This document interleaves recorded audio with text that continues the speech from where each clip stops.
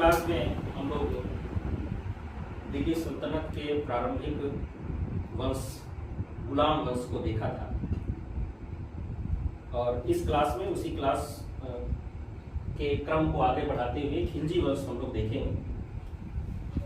लेकिन थोड़ा सा एक और बात मेरे दिमाग में आ रहा है कि जब भी इस तरह का क्लास आपको देते हैं तो प्रतियोगी छात्रों का व्यू आना मेरे लिए बहुत अच्छा मानते हैं हम कि जब तक आपका व्यू नहीं आए या कि कैसा लगा तभी टीचर का उत्साह बढ़ता है और टीचर अपने आप में परिवर्तन करता, मॉडिफाई करता या आपके अनुकूल या समझ के अनुकूल वह व्यवहार कर रहा है या बता रहा है कि नहीं, इसकी समझ डेवलप होती।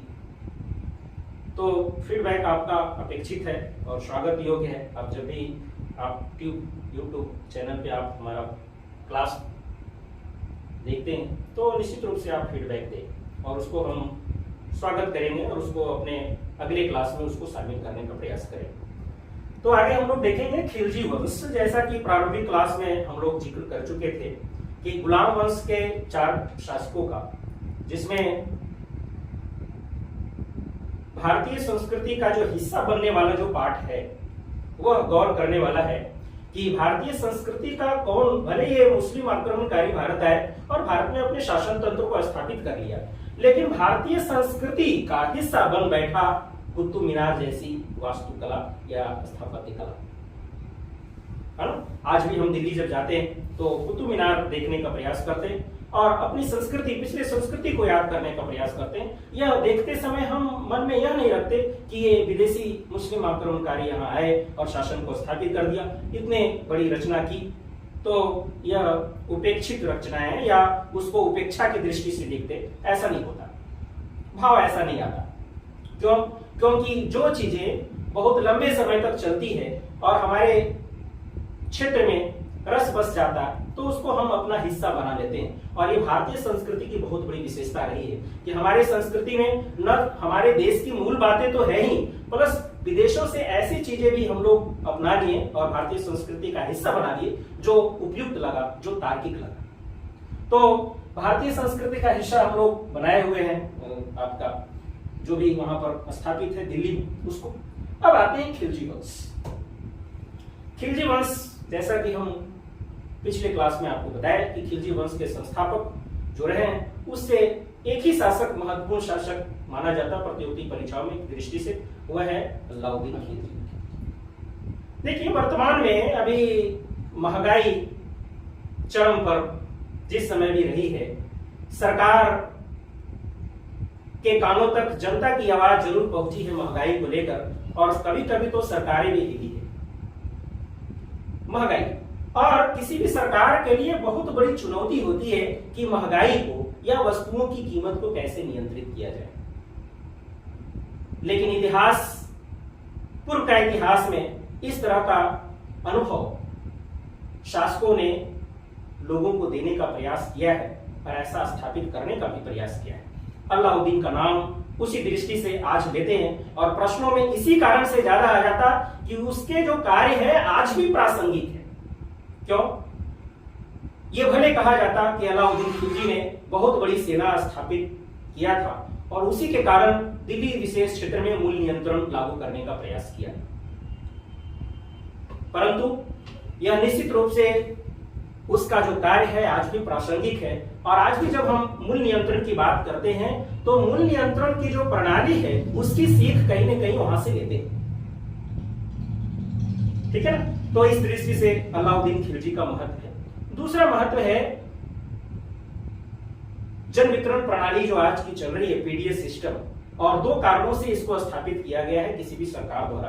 पहला, एक तो गरीब तबके को भोजन की उपलब्धता सुनिश्चित कराया जा सके।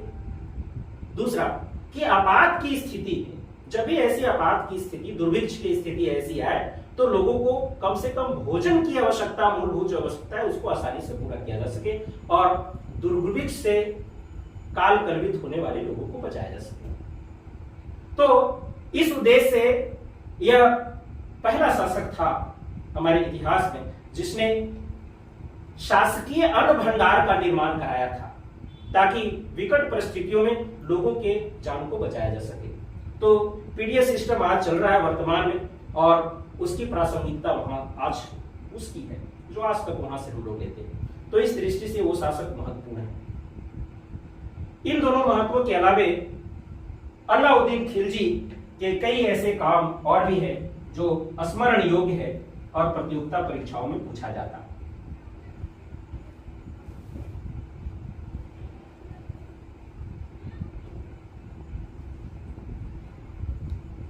इसकी कुछ राजनीतिक गतिविधियां या आर्थिक सुधार भी पूछे जाते हैं। राजनीतिक गतिविधियों को समझने के पहले थोड़ा सा हम भारत के उन क्षेत्रों को पहचानने का प्रयास करेंगे जहां अलाउद्दीन खिलजी ने अपने साम्राज्य विस्तार के लिए इतनी बड़ी सेना गठित की और पूरे शासन तंत्र को या पूरी अर्थव्यवस्था को उस सेना के समायोजन की दृष्टि से व्यवस्थित किया। पूरे भारतीय क्षेत्रों को देखते हैं तो उन क्षेत्रों को हम लोग पहचानेंगे। दिल्ली सल्तनत से शासन यानी दिल्ली से शासन करने वाला अलाउद्दीन खिलजी, इसके शासन काल में एक बड़ी सेना रखने की परंपरा शुरू हुई और स्थायी सेना रखने की परंपरा शुरू हुई। इसका कारण यह है कि अलाउद्दीन खिलजी एक साम्राज्यवादी नीति अपनाने की मंशा से दिल्ली में स्थापित हुआ और इसके बारे में इतिहासकार यह कहते हैं कि अलाउद्दीन खिलजी ऐसा शासक हुआ जिसने इस्लाम धर्म को द्वितीयक और राजहित को पहला स्थान दिया, यानी राजहित को इसने सर्वोपरि कहा। इसलिए कुछ इतिहासकार इसे धर्मनिरपेक्ष शासक की श्रेणी में रखने का प्रयास करते हैं कि यह धर्मनिरपेक्ष शासक हुआ जहां धर्म की कट्टरता को त्यागा और धर्म को विशेष अपने धर्म को विशेष ध्यान नहीं दिया बल्कि राजहित को सर्वोपरि माना। अलाउद्दीन खिलजी के बारे में बताया कि यह साम्राज्यवादी नीति अपनाता था, अपनाने का प्रयास किया। इसने एक बड़ी सेना गठन का प्रयास किया और अस्थायी सेना गठन प्रयास किया, पहली विशेषता। और अस्थायी सेना में भर्ती की प्रक्रिया शुरू की, ठीक है ना, और उन सैनिकों को वेतन दिया गया। इसके पूर्व के कालों में हम लोग देखते हैं कि जो राजतंत्र में जिसकी बहाली होती है तो जमीन भी वेतन के बदले देते थे और वेतन के बदले जमीन देना सामंतवाद को उत्पन्न किया था।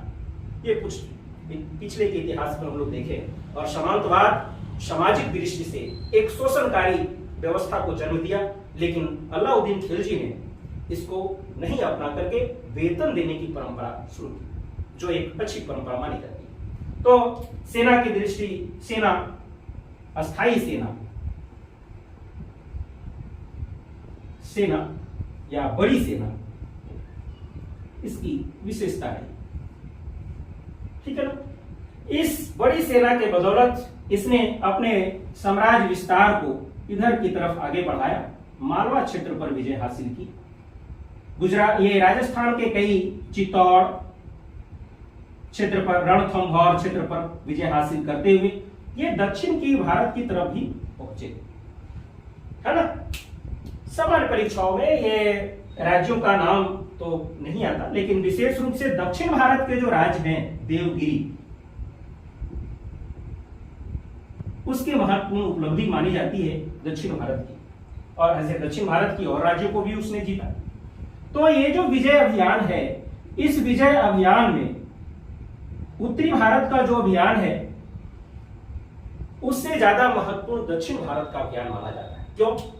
क्योंकि दिल्ली सल्तनत के राज्य क्षेत्र को दक्षिण भारत तक ले जाने वाला, पहुंचाने वाला शासक अलाउद्दीन खिलजी, और उसके इस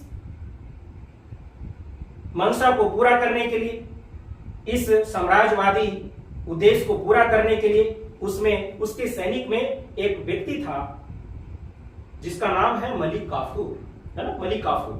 मलिक काफूर, नायब मलिक के पद पर स्थापित था उसके सेना में, और सेना में प्रक्रमी भूमिका निभाते हुए उसने देवगिरी या अन्य क्षेत्रों पर कब्जा करने में सफलता हासिल की।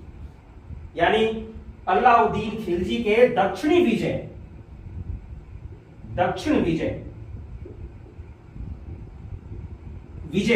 का अगर नायक माना जाए तो मलिक काफूर को ही मानना पड़ेगा।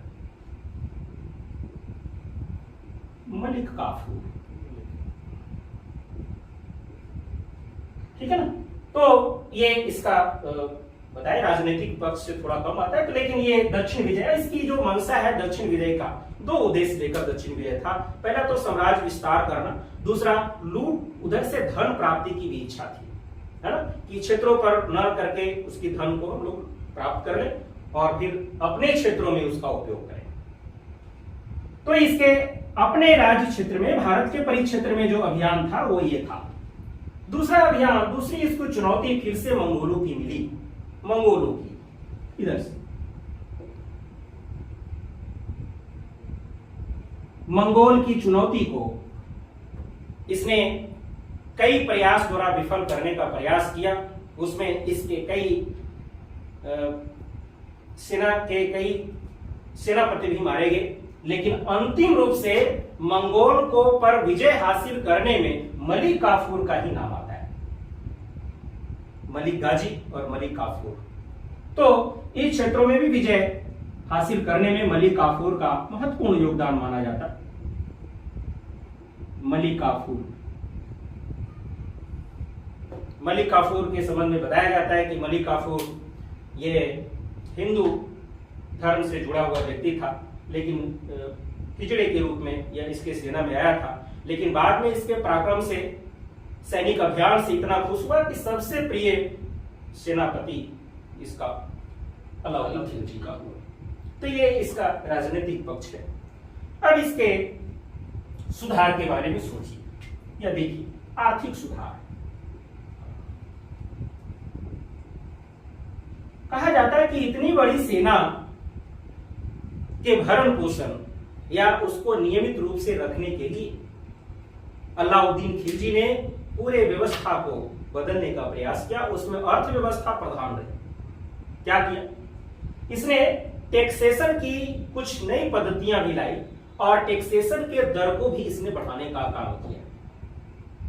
सामान्यतः ऐसा माना जाता कि कोई भी जो शासक है अगर जनता का या किसानों के हित में अगर कार्य करता है तो उपज का 1/6 भाग कर का निर्धारण किया जाता है, भूमि कर का। लेकिन अलाउद्दीन खिलजी को चूंकि बड़ी सेना का भरण पोषण करना था, इस मंशा को लेकर इसने भूमि कर की दर को बढ़ा करके 50% किया गया, 50% तक। यहाँ थोड़ा सा आलोचना का पक्ष है कि किसानों पर भारी बोझ इस कर का पड़ा, लेकिन उसके पीछे की मजबूरी शासक का ये रहा कि बड़ी सेना का भरण पोषण, है ना, और उसको कहा गया खराज, है ना। तो आर्थिक सुधार में तो ये महत्वपूर्ण भूमिका रहा। दूसरा, उसने जजिया कर लगाया गैर मुसलमानों पर, और जो मुस्लिम वर्ग के लोग थे उस पर भी उसने कर लगाया जकात, ठीक है ना। और एक और भी कर इस समय प्रचलित था, खुम्स। तो खुम्स, खराज, जजिया, जकात ये यहीं से शुरू हुआ, दिल्ली सल्तनत का हिस्सा बन गया। और ये पूरा कर टैक्सेशन का ताना बाना यह सैनिक के भरण पोषण, उसकी देखरेख के लिए ही किया गया था। तो अलाउद्दीन खिलजी का ये महत्वपूर्ण भाग है जो आप लोग बताएं। तो इस तरह से अलाउद्दीन खिलजी से जो प्रश्न आता, विशेष रूप से इससे सेना से जुड़े हुए, विशेष रूप से मूल नियंत्रण से जुड़ा हुआ, विशेष रूप से भंडारण से, अनाज के भंडारण से जुड़ा हुआ, ठीक है ना, और उसके विजय अभियानों में मंगोल और इसके दक्षिणी विजय से जुड़ा हुआ। तो इस तरह से खिलजी वंश का पक्ष यहाँ समाप्त होता है। अगले क्लास में हम लोग देखेंगे तुगलक वंश और सैयद लोधी। Thank you.